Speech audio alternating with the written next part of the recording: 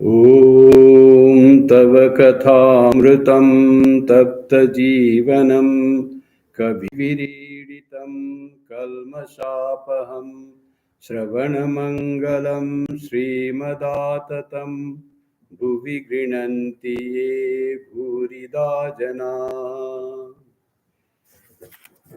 The nectar of thy words revives the scorched spirit of human beings. They purify the sinner and are the life of the holy. To hear them itself is auspicious and peace generating. They are the real givers who spread thy name far and wide.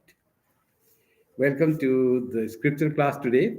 And today's scripture is the Gospel of Sri Ramakrishna. Tomorrow is the Tithi Puja and the birthday celebration of Sri Ramakrishna. And today's class, I'm very happy to announce that today's class will be given by Professor Kumar Murthy, so that I can do other works, and we'll have new flair also, new flavor of the class. So welcome, Professor Kumar Murthy. Thank you.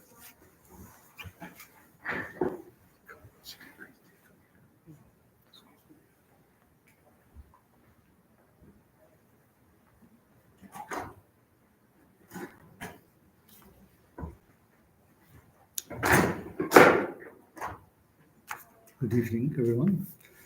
So we are reading on page 424. The chapter is called A Day at Dakshineswar, and I believe it's chapter 21. We're almost near the end of it, so this is another page of it. In studying the Kalamritam, there are different ways of approaching it. One is you can simply say, I want to have some holy company. So you can just in an easy chair, sit in an easy chair and read the words of the master. And that has a certain value. That kind of holy company has a certain value.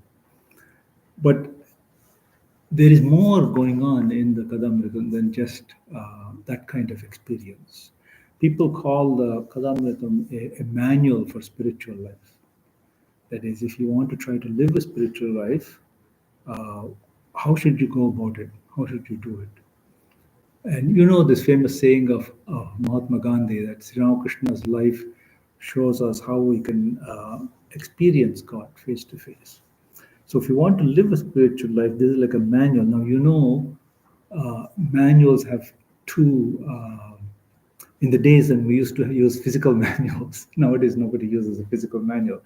But say you get a new piece of software or a new machine, and it comes with a manual. You use the manual for two things. Firstly, how to get started.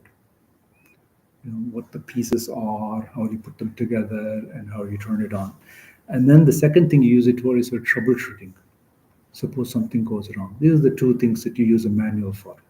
And the Kadamrita is exactly like that for spiritual life. It tells us how we get started, how we live it. But also, the path is not is charted only in very general terms in the books and writings that we have. The path of living a spiritual life is only given in very general terms. And anyone who's made sincere efforts to live a spiritual life will know that you're faced with issues and difficulties that you didn't expect. And then you have to sit, and they're not clear what you're supposed to do in that circumstance, and you have to think it through. And then you see, did anybody say something about this? Or then you might come and talk to Swami and ask. But it's like that spiritual life is full of the unknown adventure that you'll only understand if you try to do it yourself. So in that context, it's really good to when you approach the Kadamritam, to understand that there is an opportunity to throw light on all the kind of nuances and unexpected experiences that one has to deal with in trying to live a spiritual life. But then at the same time, remember that we're all at different stages in our journey. And so it's not reasonable to expect that everything will make sense all at once. And so we have to, it's a technique in studying. Actually, it's not just about spiritual life. If you study anything, there's a technique of understanding that it's okay not to understand everything at one go. You won't. And so you try to take as much as you can out of the experience. What you do understand, consolidate that. And what you don't understand, park it. Don't say yes, don't say no, just park it. And then make a note to yourself to come back. That's why we read again and again and again. You know, some people say in communities, there's an idea of you get together in the evening and you together read the Ramayana or the Mahabharata. You say, I already know the story. It's not about the story. It's about the subtle teachings that are going to enable us to live a better life. And the idea that each time you come back to it, you'll get new insights. Something new you will see that you didn't see before. And so therefore, it's something you keep coming back to again and again. So that's just the way of studying, especially with someone like Sri Ramakrishna, who's had sort of a spectrum of many different kinds of experiences. We're not going to understand everything at one blow. So what you don't understand, don't make a judgment about. Just park it and think that I'm keep coming back to it, and someday it will make sense to me. And sometimes, by another thing is that sometimes you have to zoom in at what Sri Ramakrishna is saying, and sometimes you have to zoom out. So you will understand in each situation which one it is. That should I go into the words, that he's saying? Should I go into what was, imagining what was happening in the room when he was talking? That's a kind of zooming in. A zooming out is to say he's saying a certain principle. That particular principle I may or may not understand, but the general principle I do understand. So you have to know when to zoom in, when to zoom out. Okay, so that preamble, let's start reading this. I'm going to go back one paragraph, then so this paragraph you already did last week, I guess. So the conversation is going on here, and I think it has to do with families getting along with each other, members of a family getting along with each other. So some devotees, Ram and Girindra, have made some comments about sometimes members of the family can be problematic. And then we say, I want to live a spiritual life, and these people are making it hard for me. We say, that's their, if it wasn't for them, I'd be in Samadhi by now. That kind of idea. And so Sri Ramakrishna is addressing this. This is really, really important, what he's going to say. And you will see that I will just mention it now and come back to it later, that Sri Ramakrishna's approach has introduced, I think, a new way of looking at spiritual life. And the principle is that people talk about him as teaching the harmony of religions. Actually, what he taught is the harmony of life. In life, it's always like this, that you're faced with things that look contradictory, look opposite, look at like an either or. But he is one of the few people, I may be the only person I've seen, who's able to harmonize all of those different things. And I'll say more about that later. Okay, so let's see what he says. So I think Ram is complaining that that his stepmother is causing a commotion at home. It's disruptive. So he says, Ramdas, sir, we are quite happy, we meaning the rest of the family, we're quite happy, but when she comes, the family is broken up. If such is the case, and then he's about to say something, and Sri Ramakrishna interrupts him, then build them a separate home. That will be a different thing. You will, and not just build them a home and throw them there, you will defray their monthly expenses. How worthy of worship one's parents are. See, he's saying, how worthy of worship one's parents are. Rakhal asked me if he could take the food left on his father's plate. What do you mean? I said. What have you become that you cannot? But it's also true that good people won't give anyone, even a dog, the food from their plates. Okay, so this is an instance of needing to zoom out. Don't get lost in this whole business of should you take something from somebody's place. Don't worry about that. I mean, zoom out. What he's saying is that the role of family members in general, but especially parents, is very special. It's very special, and so you can never ignore or abandon that responsibility that you have to them. So he says, if even if suppose there's a new addition to the family and it's now there's some disharmony, you've got to find a way to recreate the harmony, even if it means building them a separate home, defraying their monthly expenses, taking it. It's not by rejection. One thing you find in the Ramakrishna order, you're not running away from anything. When you become a monk, you don't run away from anything. It's not a rejection of the world. It's rather an embracing of a bigger world, that the spiritual is in and through this. But just as anything that you got good at, anything that you have depth in, you had to focus on that, right? Whether it's in your profession or anything. And so here we have sort of become aware that the world that we're seeing is actually part of a bigger existence, a spiritual existence. But if I want to really get into that, I need to focus on that. And so it's for the reason of focusing on that on embraces monasticism. It's not because of a rejection of society. This is a different point of view than, let's say, you get from the beginning of Vivek Chudamani in Shankara. The student comes to the teacher and says, "Oh, the world is burning. It's all snakes and crocodiles. I need to escape." It gives that kind of impression. That's not the kind of impression that is presented in Sri Ramakrishna's teachings or in the Ramakrishna mission. The world is the world, and the divine is not separate from the world. Spirituality and the world, or the rest of the world, are not separate things. You have to find in and through all of that we're experiencing, you have to have the spiritual experience. So it's a growth and an enlargement and not a rejection. That's very fundamental. So here he's saying that you're not running away from your family, you're not rejecting your family. And even if you forget about monasticism, these are people don't want to be monastics. Ram and Girindra are living their life. They say it's just very painful, very quarrelsome people. So I need to put some, what is the expression? We need some space. We need to put some space. It's not like that. That they're your family. You're your family and you have a responsibility. Okay, now, but these guys, they don't get, it's interesting, you find all sorts of characters in the Kadamratam. They don't leave it. Sri Ramakrishna just said, that you have to take care of them. Then Girindra continues, "Sir, suppose one's parents are guilty of a terrible crime, a heinous sin." Now, you see, let me just make a remark here. Don't abstract things. Learn to be more concrete, When you try to abstract things, what happens? You start making all sorts of scenarios and questions which have no clear-cut answer.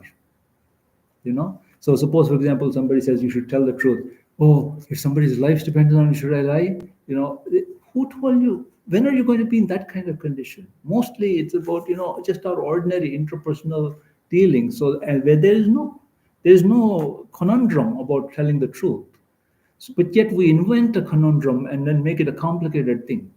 So he's saying, take care of your family. You can't you reject them. Girindra says, suppose one's parents are guilty of a terrible crime, a heinous sin. But now the master says that he doesn't say what I just said, namely, he says, what if they are? What if they are?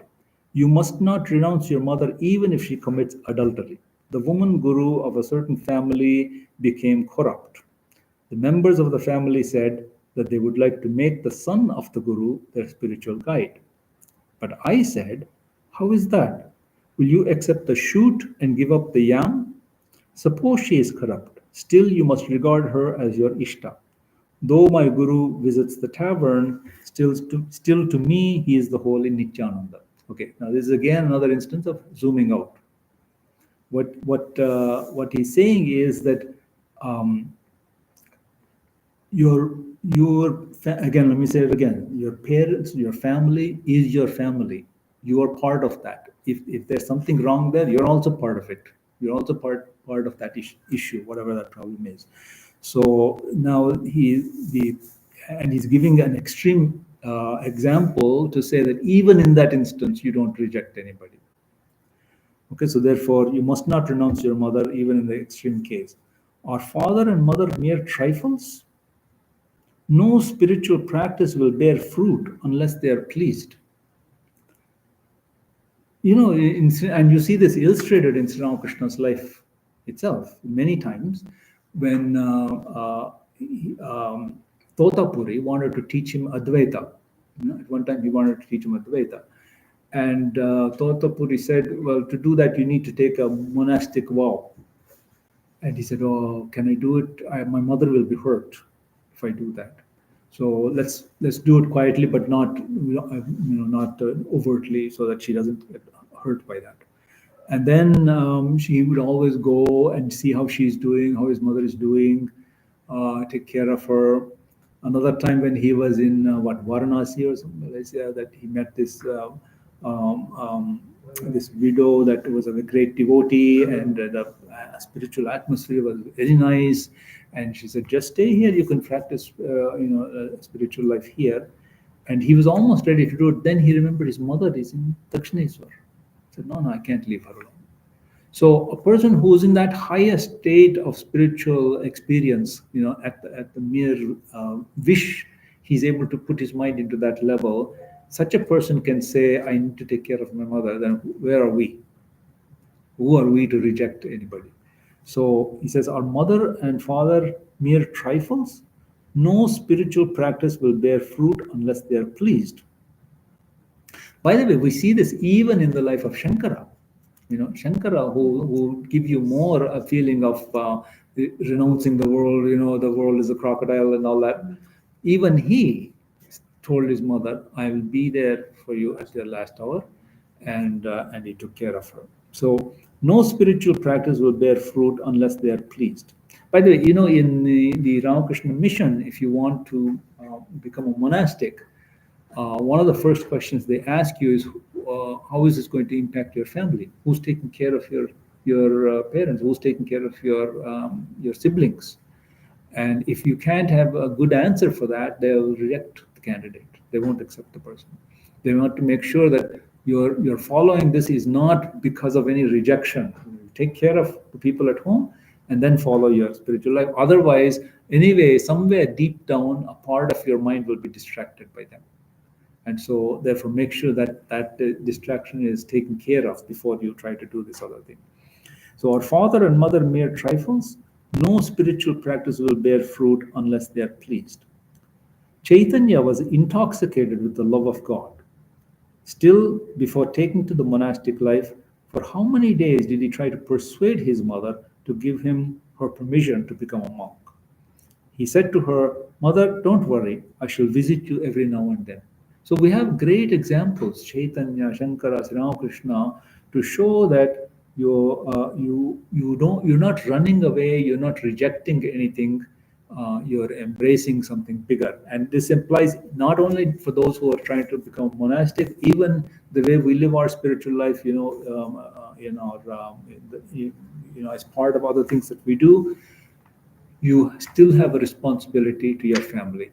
You have a responsibility to your parents and to your siblings and to anybody else in your family. Even to, if you have a cat or a dog, you have a responsibility to that, your whole household. Now then, you see, he's becoming very serious here, because the people in the room needed to hear this. M is in the room. Now, M, you probably all know the story that he came to the Master. The first time he came to the Master, he was in great trouble. Emotionally, he was very troubled. He had issues at home.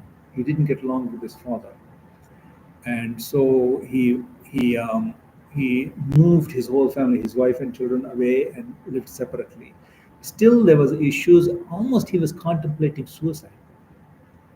So it's at that around that time that he met Sri Ramakrishna. But now look, he says to M reproachfully, "And let me say this to you: your father and mother brought you up. You yourself are the father of several children. Yet you have left home with your wife. You have cheated your parents. You have come away with your wife and children, and you feel you have become a holy man. Your father doesn't need any money from you, otherwise I should have cried shame on you. So, you see, he's saying that you will have difficulties, you will have disagreements, you will have quarrels. That's part of life. Is not the reason, or it's not the justification for rejecting anyone or anything. You see, the integrity of the family is the bedrock of society. When families are strong, society is strong. Families start disintegrating, there's something worse is going to happen in society. So strengthening the family unit, strengthening the ability of people to live together, to work together, to help each other, to love each other, to support each other, that's really important. And it's not only, of course, what happens in your family, more generally in society also. I often, our teachers used to say, um, you want to love God, you can't get along with your fellow human beings. It's not going to work. It's not, if you're having difficulty getting along with people, you better pay attention and figure out what's going on there. What's the issue? You can't run away from it. So learning to get along with people, that's a pretty tough. I mean, that's a pretty challenging spiritual discipline in and of itself. In the spiritual examples that we have in front of us, I know only one who was able to do that under all circumstances and with anybody, and that's Holy Mother. She didn't run away from anybody. She didn't run away from any circumstance.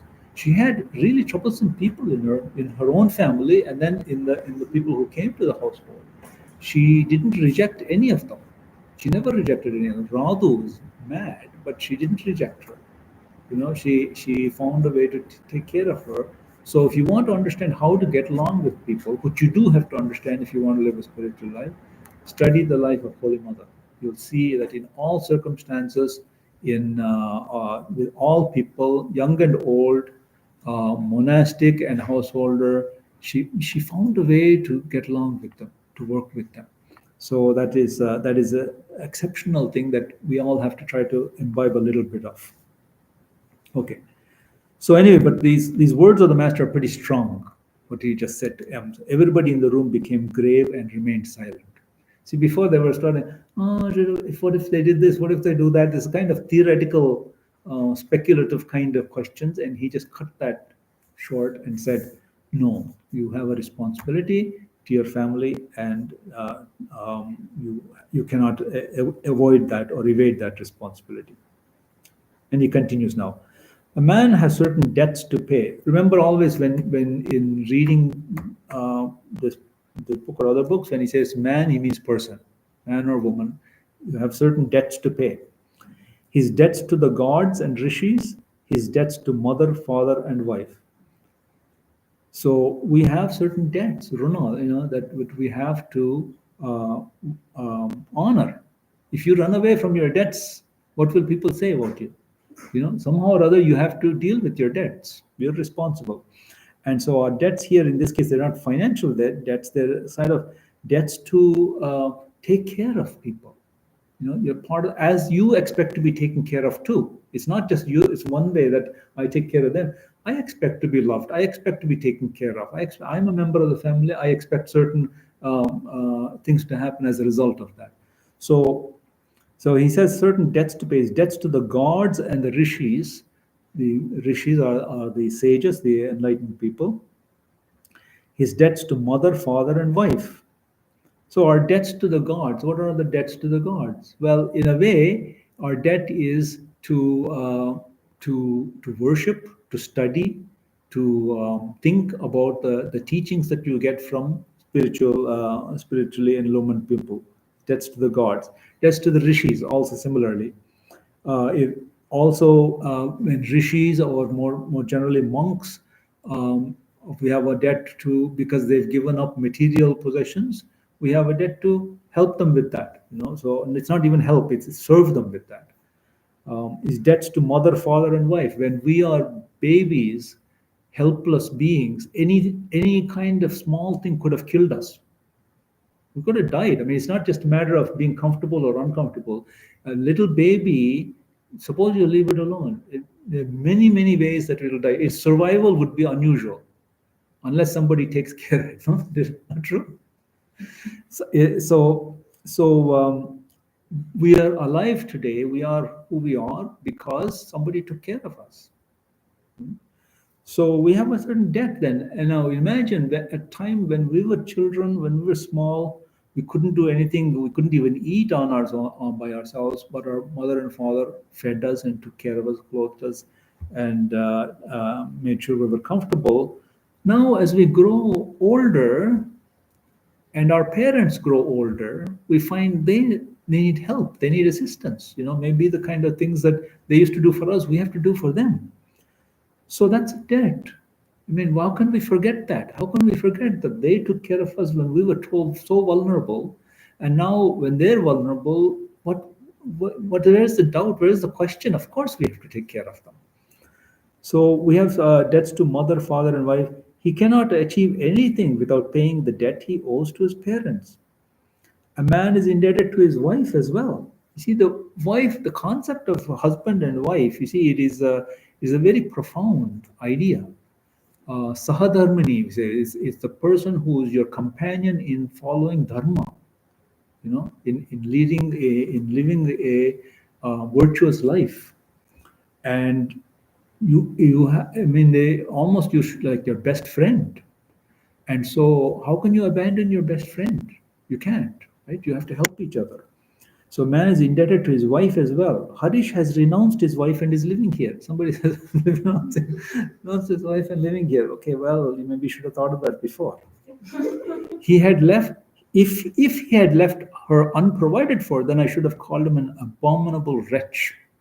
So somebody comes to live a spiritual life, you think Sri Ramakrishna will be very happy. Oh, good, you're thinking about God. He said, did you take care of the people at home? You left your wife. Who's taking care of her? So he says he provided for her. So at least he's not, Sri Ramakrishna is not calling him an abominable wretch. After attaining knowledge, you will regard that very wife as the manifestation of the Divine Mother herself. You see? It is written in the Chandi, the goddess dwells in all beings as the mother. It is she who has become your mother. If you can't understand that, at least understand best friends. Husband and wife are best friends. And you can best friends look out for each other. They try to help each other. They also warn each other. That's not helpful for you. You're going in a certain direction. That's not helpful for you. They talk to each other. They share experiences with each other. They share good times. They share bad times. These are the vows, right? When at the time of marriage, that you share everything together. Why? It's not just share. It's just without a purpose. The idea is together. Let's try to achieve something higher. Together, let's achieve a higher state of being, a higher state of experience. So it's a very, very noble institution that has to be taken. If you entered it, you've got to take it really seriously. So now what he's saying is, from the point of view of the Chandi, everything is the manifestation of the Divine Mother, especially all feminine aspects are the manifestation of the Mother. All the women you see are only she, the Divine Mother. That is why I cannot rebuke even Brinde, the maidservant. Brinde was the maid in Dakshineswar. Even Brinde, I mean, Sri Ramakrishna sees her as the manifestation of the Divine Mother. There are people who spout verses from the scriptures and talk big, but in their conduct, they're quite different. You see, the ideal is the ideal, and the what I have realized, what I'm able to practice, maybe there might be a gap. So we can't fool ourselves. I have to acknowledge that's the ideal. I'm not there yet. So therefore but that doesn't mean therefore I'm not there, so I can do anything I like. It means my goal is still try to get there.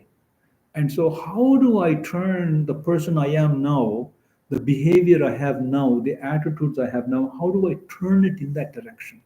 That should be my goal. Acknowledge there's a gap between the principle I read, everything is man, Ishavasham Idamam Sarvam, and then I tell people, somebody said, didn't address me properly, so I get angry with them. These guys, So I have to acknowledge, it's not saying, I'm not saying that that doesn't happen, it happens to all of us, but acknowledge, okay, I'm not there yet, so then I better work on it. Not just acknowledge I'm not there, but I have to work on it. Then, okay, how is it then? How do I keep my cool? When no matter what, how people talk to me, how do I interact with them in a positive way? I have to work on that. It's in fact sometimes I would say that you have to work harder on that than sitting with your eyes closed repeating your mantra. You have to work on this. Is the living God in front of you. They're saying, that if you go to the altar and do the worship and make the offering, if you make a mistake, that God probably is not going to say anything. If that God says something, you'll probably faint. So, but if you're serving a living person, a human being, and you get something wrong, they're going to say something. They're going to get annoyed or going to say something. Take it as an opportunity. Take it as an opportunity. Oh, I made a mistake. So they're saying something actually is helpful for me. It's going to help me to try to do better next time. So I acknowledge that the gap between the ideal and the practical, but my current status, my current situation, but I'm not going to stay there forever. My goal is still to get there. And so I'm going to take everything that happens to me as an opportunity, as an advantage to learn, to grow, to be better. And when when we have this ideal, there are people who spout verses from the scriptures and talk big. Scriptures are not meant to be spouted; they're meant to guide us in thinking. So when you read them, and sometimes you say they make sense to you, sometimes they don't make sense to you. Still, you can, even things that don't make sense, park it. Write it down and say, someday my goal is someday I want to understand that, I want to experience that. And then also a way of getting to that, remember also that what's in the scriptures is not just invented by people thinking of clever things to say. There's a movie I saw recently, it's called Kung Fu Panda 4. Anyone seen it? Kung Fu Panda 4. So there's a panda that learns Kung Fu. And this is the fourth movie in that series. I don't know who's writing it, but they seem to know Vedanta. Yes. There's a little bit of wisdom in what they say. So the panda becomes an expert warrior, but then his teacher tells him, okay, now it's time for you to become a spiritual master. Just spiritual master, I don't even know what that means. I'm good at teaching Kung Fu, but what does it mean to be a spiritual master? You have to learn. You're going to grow. That's your next stage of growth. What does a spiritual master do? Well, they say wise things. Okay, so I need to say something, and then everything he thinks of comes out corny and misunderstood. But the point is that why was I telling you that the things that are said, the content of the scriptures, the statements of the scriptures, were not just imagined by somebody. This sounds good. This is a nice way of saying something. They're revelations. Shruti, we call it. Shruti means I heard it. It was spoken, but not by a person, but a sound. And so it was a kind of revelation. So therefore, if you're understanding that, you say, it's a revelation. At my current stage of evolution, I don't understand it. But I know it is a revelation. And I know many, many great people have given value to that revelation. So therefore, it must have a meaning. Someday I will come to a point where I can understand it. And in your prayers, you can pray that, help me to understand what is Shruti. So it's meant for quiet reflection, contemplation, understanding the meaning, thinking. It's not to be bandied about. Some people are very good at quoting verses from the Gita. It's good. I mean, it's a good thing that you're able to remember the Gita. That's good. But also spend some time thinking about the implications. What does it mean in my life? How do I put this into practice? So there are people who spout verses from the scriptures and talk big, but in their conduct, they're quite different. Ram Prasanna is constantly busy procuring opium and milk for the Hatha Yogi. There was a Hatha Yogi. Okay, so now before you let's put this into context. There's a Hatha Yogi who's living. Different people used to visit the Dakshineswar temple garden, So there was a yogi that was visiting there. Now, in those days, I guess it was common for yogis who were suffering certain ailments like extreme stomach pain or some other kind of pain to take opium. And so they, of course, but they have to, somebody has to get it for them. So the Ram Prasanna is buying opium and milk for the Hatha yogi. And and then he says, Ram Prasanna says that Manu enjoins it upon man to serve the sadhu. The sadhu needs something, whether it's opium and milk or whether it's just something else, some fruits and vegetables, maybe. Whatever it is, he needs something, and he was serving him. Maybe he needs a warm cloth, or maybe he needs some shelter or something. And so Ram Prasanna is saying, Manu, the ancient lawgiver Manu, enjoins it, enjoins it upon man to serve the sadhu. So that's what I'm doing. But the same Ram Prasanna, Sri Ramakrishna knows about it. But his old mother hasn't enough to eat. He's busy here serving the sadhu, getting him opium and milk, but his mother doesn't have enough to eat. She walks to the market to buy her own groceries. It makes me very angry. Sri Ramakrishna, it makes me very angry. So just he's telling you again and again in many examples, your family is important. You have a responsibility. You don't abscond from that responsibility. Living a spiritual life doesn't mean abandoning anybody. And if you want to look for an example, look at Holy Mother. She never abandoned anybody. So this is an important thing, that we have to strengthen the family. Living a spiritual life needs to strengthen the family. Okay, now here coming to another point, and this will reconcile with the way Shankara talks about it. But here you have to consider another thing. When a man is intoxicated with the ecstatic love of God, then who is his father or mother or wife?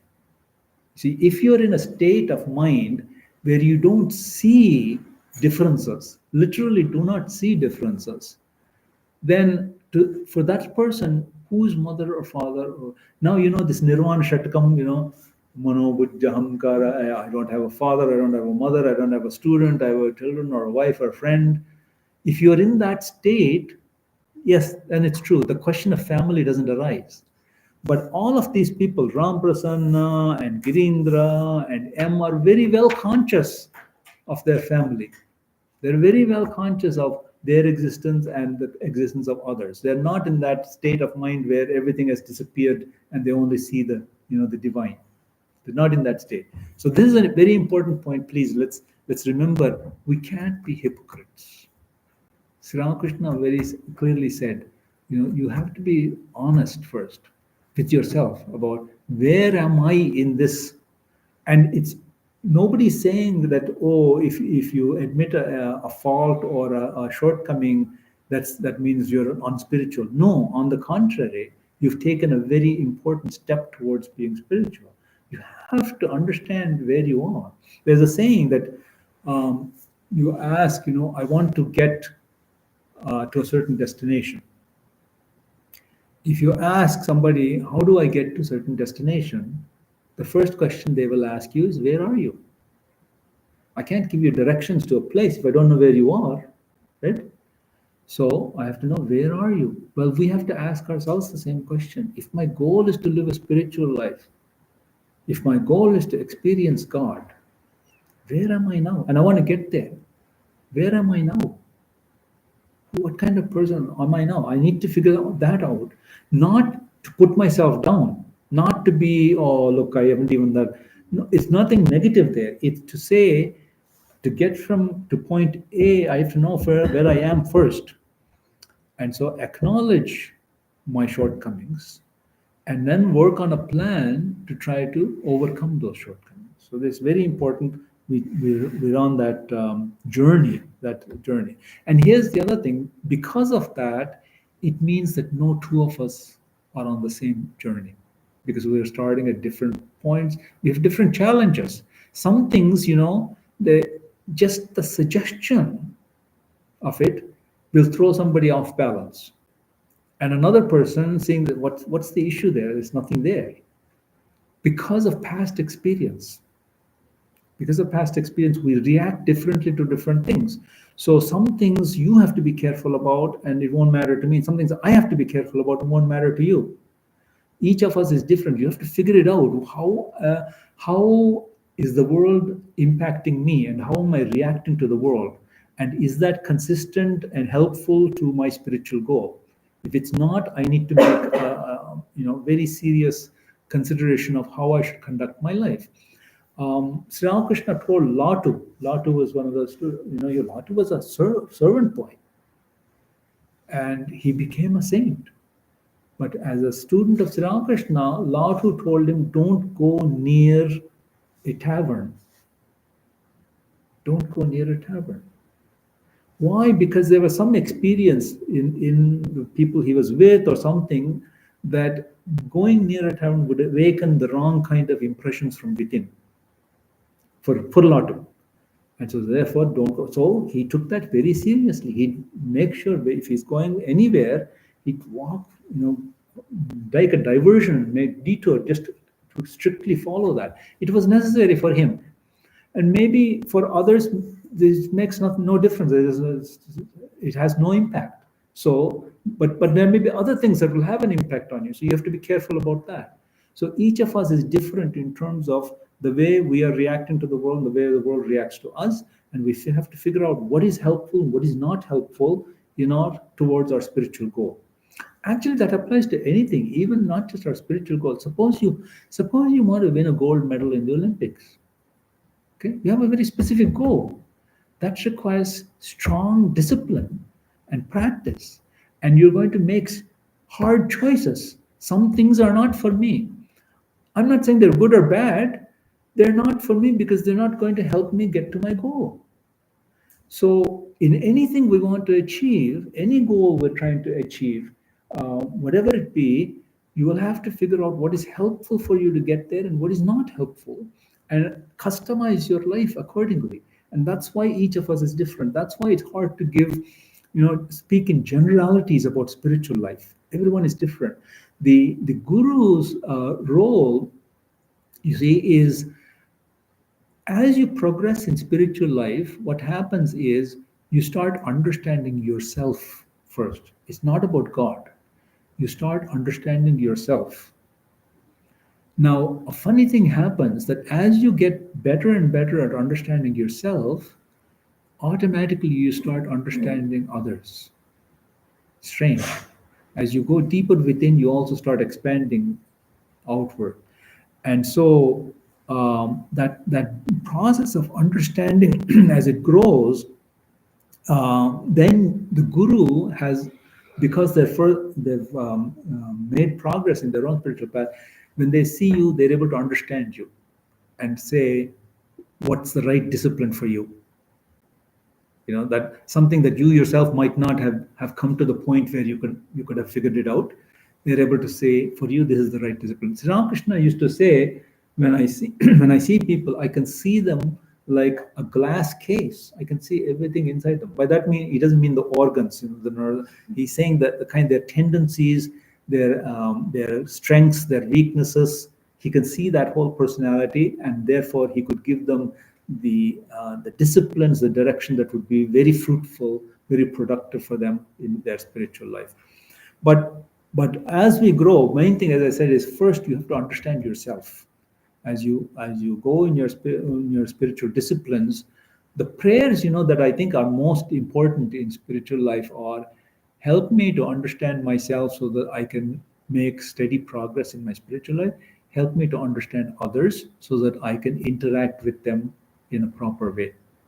Interacting with each other is a very important thing. That's where we started. So here he says, a person who's God intoxicated has no duty to perform. He's free from all debts. Debt, that whole concept of separation even doesn't exist for them. So there's no question of I owe you something or I have a responsibility for something. What is this divine intoxication in which all debts are removed? What is this divine intoxication? In this state, a man forgets the world. He also forgets his own body. You know how some people say, I'm in a spiritually elevated mood, When is lunch? It doesn't work. That doesn't work. You see, they forget their own body too. There's again in this Kung Fu Panda, he's trying to meditate, and he's saying, "Inner peace, inner peace, inner peace. Dinner, please. Dinner, please, with snow peas." And he goes on. He's off into dinner. So it's not like that. So if we really forget the world, forget the body, it's something different. He also forgets his own body, which is so dear to all. Chaitanya had this intoxication. He plunged into the ocean, not knowing that it was the ocean. He dashed himself again and again on the ground. He was not aware of hunger, of thirst, or of sleep. He was not at all conscious of any such thing as his body. So if you're really at that state, that's a different category of person. We're not there yet. At least okay, just let me speak for myself. I'm not there yet. Maybe you guys are. But in that state, then everything changes. In other words, the spiritual disciplines, the approach to spiritual life that you take has to be appropriate to the state that you're in. So somebody said, I remember there was a long time ago a meeting of devotees, and I was saying that you have to be intelligent about the way you practice japam. You know, so if for example you sit down to do japam and you start falling asleep, go take a nap. Go take a nap, then wash your face, have a cup of coffee, and then come back. It's just practical, right? And then somebody in the audience said, "But didn't Buddha say you have to sit and not get up until you realize the God?" I said, "That's true. If you're Buddha, yes, that's true. It works for you. It's not going to work for me. Maybe it'll work for you, but it's certain. I know me. You know, I've spent a little time thinking about myself. I know what works for me. I need a good cup of coffee, and I need to read something really inspiring. I need to write something for myself. Then my mind is poised to really focus. And if I sit down for japam, my mind will be really focused. And I also know that after japam, immediately I need to study because uh, the mind will have settled down so nicely that everything will be very clear.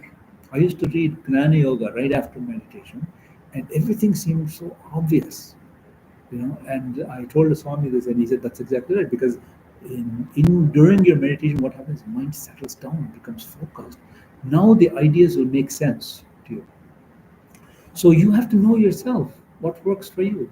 Suppose somebody says, "Oh, I get up at Brahma Muhurta, Brahma Muhurta at 2 or 3 in the morning." You try to force somebody to do that who's not at that thing, they're just going to fall asleep. Or Swami Sarvatam used to tell that he used to give a class at 5 in the morning in Hardwar, and somebody said, "I'd rather play the tabla." That's what he said. "I'd rather play the tabla." He said, "Go play the tabla. If you want to get up in the morning and play the tabla is your passion, go play the tabla. That's going to be more useful for you in your spiritual practice at the stage that you are experiencing now." So this is really, really, really important, no? That in your spiritual life, don't look for um, gross generalities. You have to customize it. You have to individualize it to where you are and what works for you. That's why I say often, keep a journal, because you know what works and what doesn't work. Today, I went to a class on gospel and I fell asleep. Okay, it doesn't work for you. So that doesn't work for you. You know. So you do something else. But you have to do that. And also another thing is, remember, don't underestimate yourself. Don't underestimate yourself.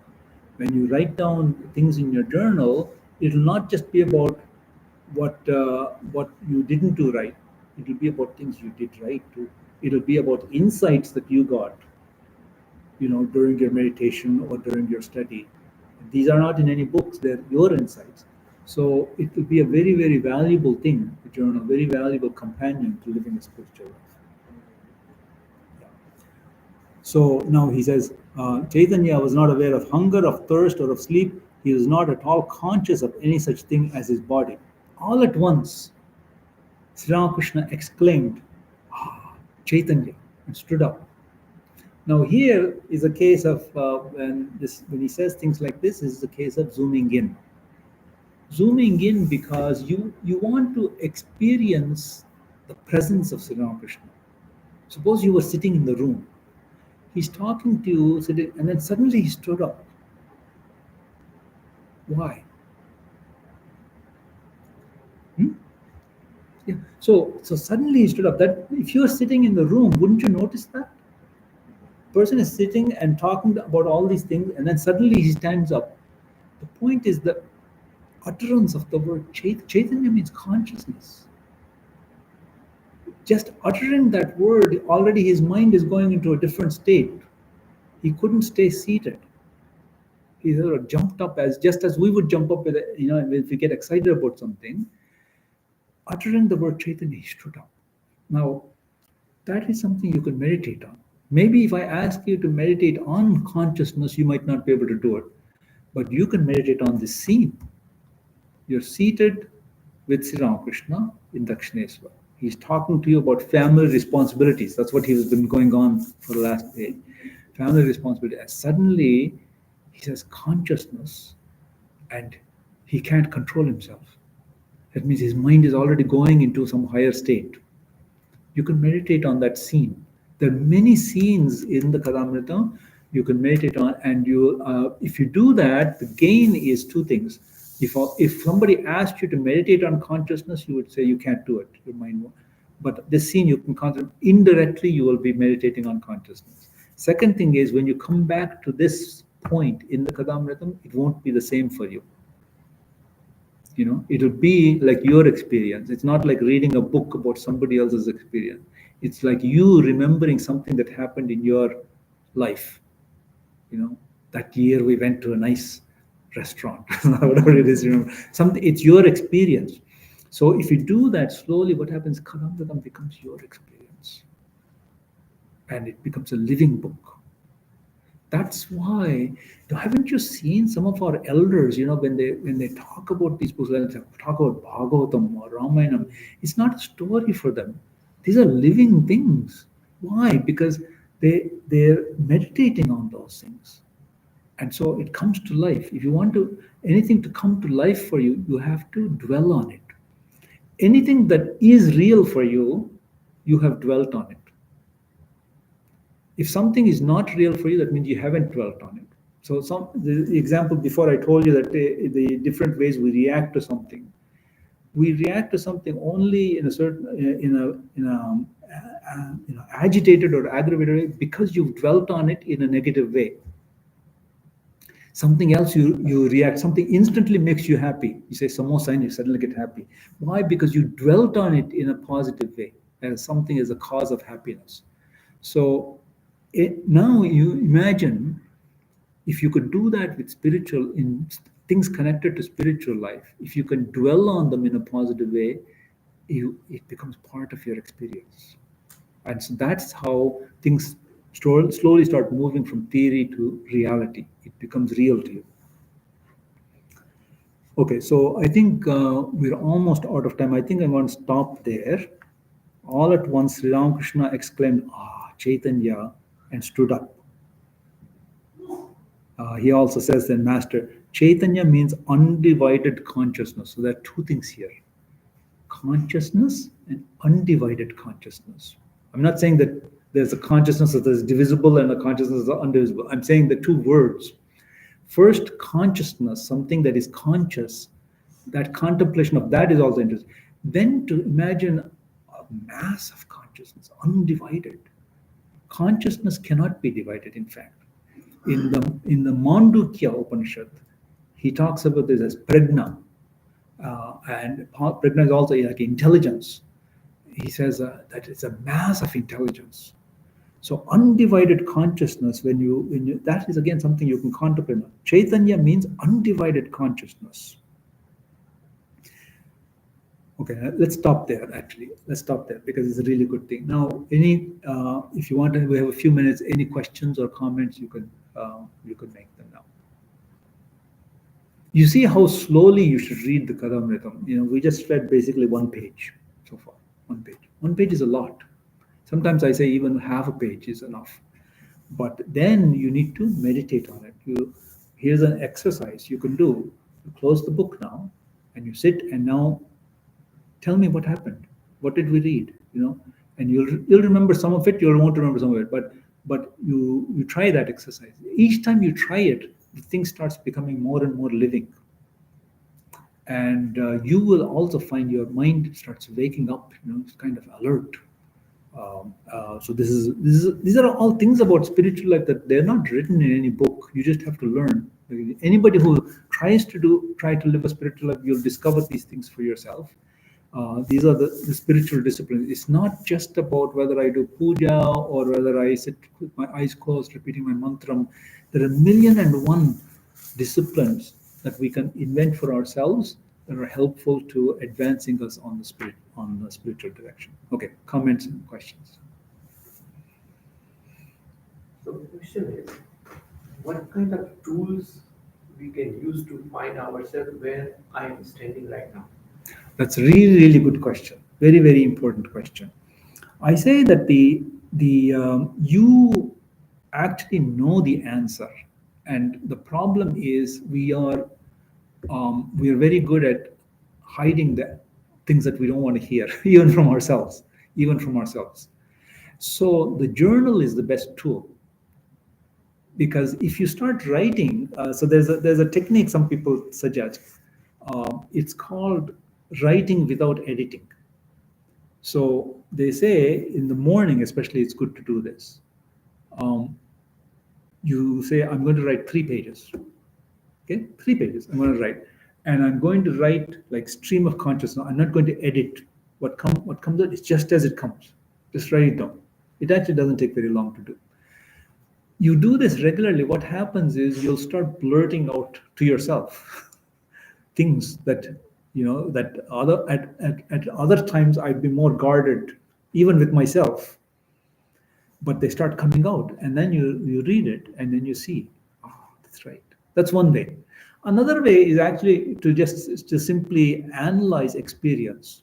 Okay, today I went to the office, and I expected something, and it didn't happen, and somebody said something. I felt disappointed. Okay, that's an experience. Write it down. What happens is then you can ask yourself, why did I feel disappointed? Okay, I had an expectation. That expectation wasn't met. What was the expectation? Is it a reasonable expectation? You see how you have a dialogue with yourself slowly, not all at once. Don't expect immediately you're going to get a file. This is you.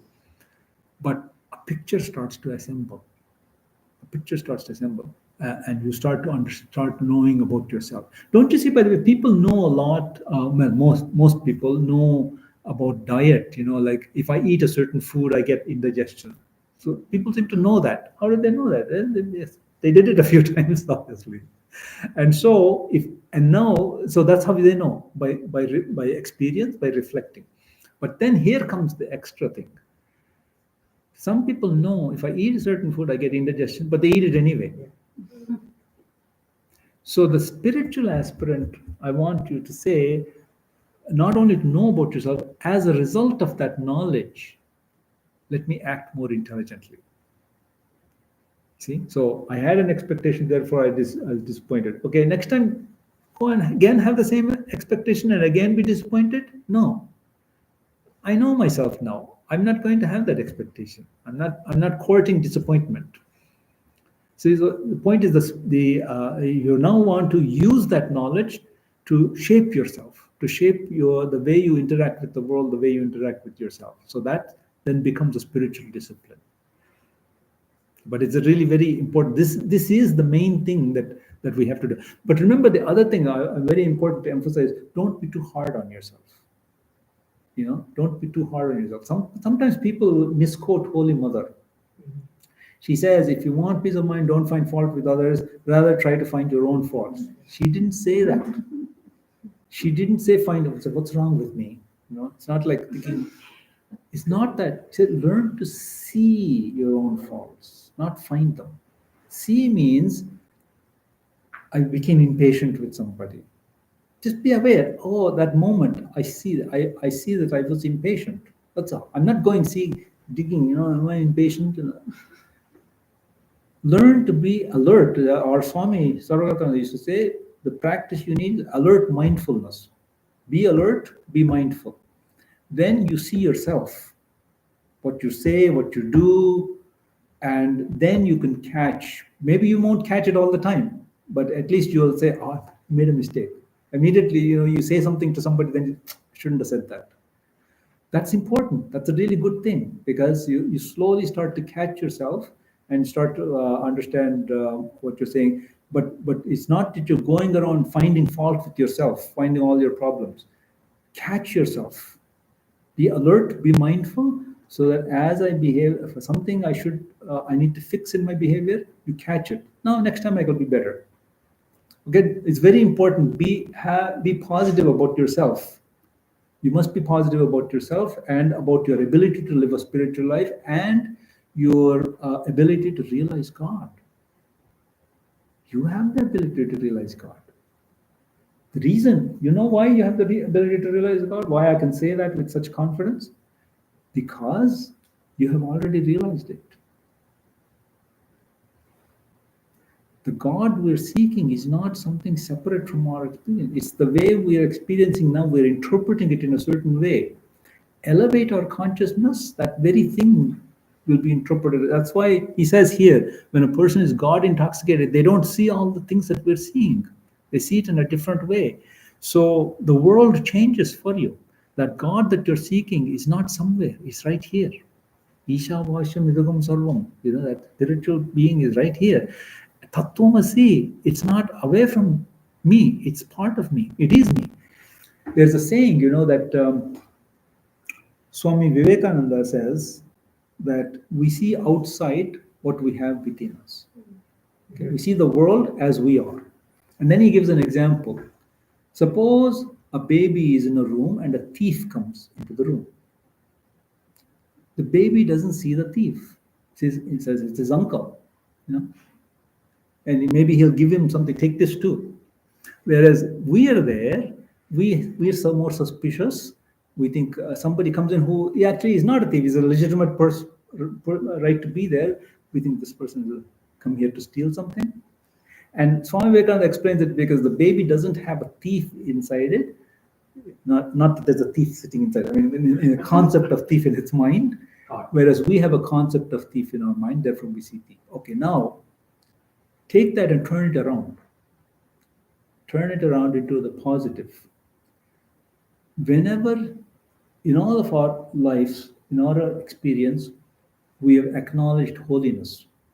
Whenever you see a Swami, you touch their feet. Why do they touch their feet? Because it's a holy person. How could you have seen holiness if holiness is not in you? If you saw the thief because the thief is in you, how could you see the holiness if holiness isn't in you? So when we say Tattvamasi, it's not as distant an ideal as you might think. That divinity is there. Otherwise, you wouldn't be able to recognize divinity. And so you wouldn't go to the shrine. You wouldn't come here at 6 in the morning tomorrow. We're going to have Tithi Puja. You wouldn't come running here for that. You're seeing that because it's in you. Remember that. Acknowledge that. Every time you make a pranam in the shrine room, every time you recognize a holy person or acknowledge a holy person, you're acknowledging your own divinity, your own holiness. So that principle that God is not somewhere, it's right here, it's my essence of my being, you're acknowledging it all the time. Just be aware of it. You're not aware of it now, be more aware of it. This also journal will help to remember that. So this is the important thing, that there's the ideal. I have to undergo certain disciplines in my own behavior and my understanding to get there, but it's not unattainable. It's not unattainable because at some point I will realize it's already attained at some level. I just need to lift my awareness to that. Okay, we're actually over time now. What's the closing prayer? What's the closing prayer? Oh, prayer. Shanti, Shanti, Shanti. That's it? And then Hari Om Tat Sat. Sri Ramakrishna Order of India. Okay, why don't you say it? Om Shanti Shanti Shanti Hari Om Tat Sat. Sri Ramakrishnaarpanamastu. Jannim Sharadam Devim Ramakrishnam Jagadgurum Padapadme Tayo Shritva Pranamami Muhu. Good. Okay, thank you, everybody.